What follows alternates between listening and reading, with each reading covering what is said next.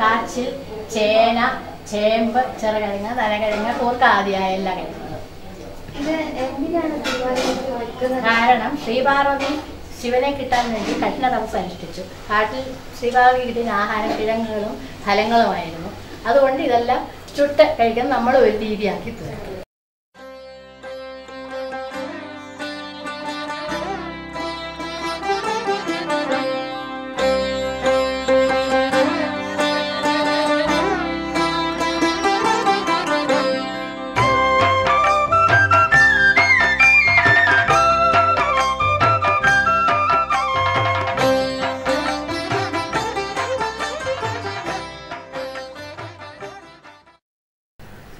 ഈ എട്ടങ്ങാടി നിവേദ്യത്തില് ഫലമൂലാദികള് ഭഗവാനും ദേവിക്കുമായിട്ട് സമർപ്പിക്കുന്ന ചടങ്ങാണ്.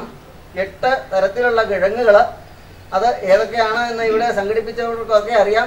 ചേന, കാച്ചില്, ചേമ്പ്, ചെറുചേമ്പ്, ചെറുകിഴങ്ങ്, നനകിഴങ്ങ്, മധുരക്കിഴങ്ങ് മുതലായ എല്ലാ 8 തരത്തിലുള്ള കിഴങ്ങുകളും അതോടൊപ്പം ഏത്തക്കായും ചേർത്ത് വേവിച്ച് ശർക്കര പാവ് കാച്ചി അതിൽ വൻപയറും എള്ളും കൂർക്കയും എല്ലാം കൂടെ ശർക്കരയിൽ വരട്ടി അത് ചേർത്തുണ്ടാക്കുന്ന ഒരു നിവേദ്യമാണ് എട്ടങ്ങാടി. ഇതിലെ പ്രധാനമായ ചടങ്ങുകൾ എട്ടങ്ങാടി നിവേദ്യം, ശിവപൂജ, ശിവ അഷ്ടോത്തര അർച്ചന, അതുപോലെ തിരുവാതിര ദിവസം വ്രതാനുഷ്ഠാനങ്ങൾ, ആർദ്ര ജാഗരണം അഥവാ ആർദ്ര ദർശനം എന്നിവയൊക്കെ. അതോടൊപ്പം തന്നെ ശിവനെക്കുറിച്ചും ദേവിയെക്കുറിച്ചും ഗണപതി സരസ്വതി എന്ന ദേവതാ സങ്കല്പങ്ങളെക്കുറിച്ചും ഉള്ള സ്തുതികളോടുകൂടിയുള്ള കൈകൊട്ടിക്കളി തിരുവാതിര കളിയായിട്ട് ആഘോഷിക്കുന്നതും ഇതിലെ പ്രധാന ചടങ്ങുകളാണ്.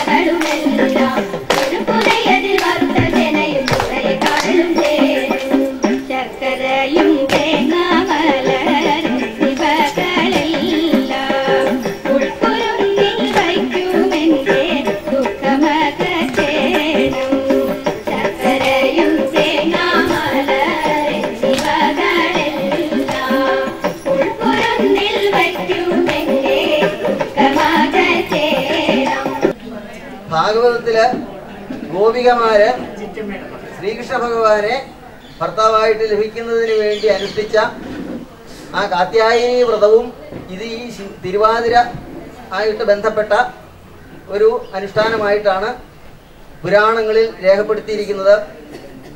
അതിൻ്റെ തത്വം അനുസരിച്ച് തന്നെയാണ് നമ്മളിവിടെ ആഘോഷിക്കുന്നത്. കാരണം ഭർത്താവായിട്ട് ലഭിക്കുന്നയാള് സുഖകരമായ ദാമ്പത്യ ജീവിതം പ്രദാനം ചെയ്യുന്നതോടൊപ്പം ഗൃഹസ്ഥാശ്രമധർമ്മത്തിൻ്റെ ഏറ്റവും ഉത്കൃഷ്ടമായ ജീവിതചര്യ അനുഷ്ഠിക്കണമെങ്കിൽ ഭാര്യാഭർത്തക്കന്മാർ തമ്മിൽ ഐക്യത്തോടുകൂടി സ്നേഹത്തോടുകൂടി അന്യോന്യം ജീവിതചര്യകളിൽ ഒരു ധാരണയോടുകൂടി ജീവിക്കണം. അതിന് ഭഗവാന്റെ അനുഗ്രഹം തന്നെ വേണം. മനുഷ്യർക്ക് മനസ്സിലുണ്ടാകുന്ന പലതരത്തിലുള്ള ചാഞ്ചല്യങ്ങളെ ഒഴിവാക്കി ഈ കുടുംബജീവിതം എന്നത് ധർമാനുഷ്ഠാനത്തിൻ്റെ ഗൃഹസ്ഥാശ്രമ ധർമാനുഷ്ഠാനത്തിൻ്റെ ഒരു ഭാഗമാണെന്നുള്ള വിശ്വാസത്തോടു കൂടി അതിൽ വർത്തിക്കുന്നതിന് ശിവനെ പ്രീതിപ്പെടുത്താൻ വേണ്ടിയാണ് ആരാധിക്കുന്നത്.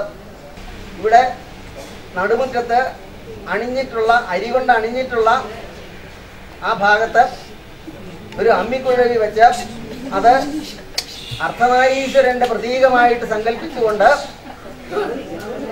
എട്ടങ്ങാടി നിവേദിക്കുകയും പിന്നീട് എല്ലാവരും സുമംഗലികളായിട്ടുള്ളവരും കന്യകമാരായിട്ടുള്ളവരും നിവേദ്യം അർപ്പിക്കുകയും അതുകൂടാതെ വടക്ക് ദിക്കിലേക്ക് നോക്കി ആകാശത്തിലെ അരുന്ധതി ദേവിയെ സങ്കല്പിച്ചുകൊണ്ട് അർച്ചന ചെയ്യുകയും ചെയ്യണമെന്നുള്ളതാണ് അതിൻ്റെ വിശ്വാസം.